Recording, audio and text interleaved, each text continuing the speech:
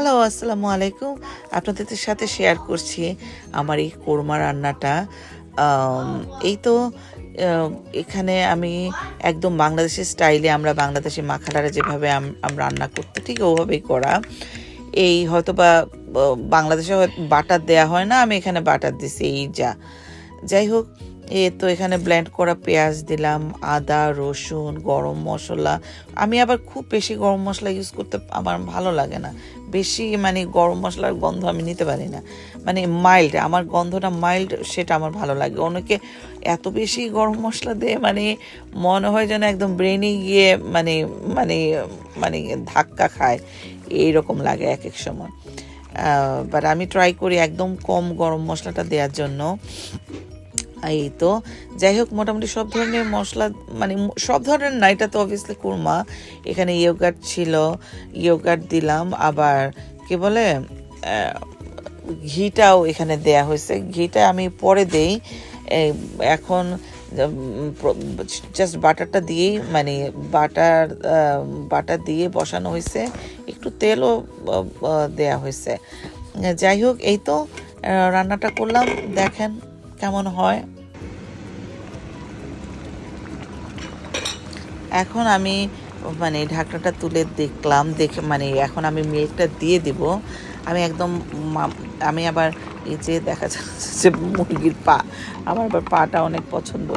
সবসময় ক্লিন করে ওভাবে দেওয়া হয় না, যখন ইচ্ছা হয় ভালো মতো ক্লিন করে রান্না করি, ভালোই লাগে, আমার অনেক পছন্দ। যাই হোক, এখন আমি মিল্কটা কী বলে ডানোর মিল্কটা, পাউডার মিল্কটা গুলে আমি দিয়ে দিচ্ছি। দুধ দেওয়ার পরে হয় কি, কালারটা অনেক সুন্দর আসে, একদম সাদা হয়ে আসে। না হয়তো আসলে সত্যি কথা যেটা ওভাবে ধবধবে সাদা, বাংলাদেশে দেখতাম একদম ধবধবে সাদা হয়। এখানে জানি না, রান্না করলে কোরমাটা ওইভাবে সাদা হতে চায় না কেন জানি। যাই হোক, আমি মিল্কটা দিয়ে দিলাম।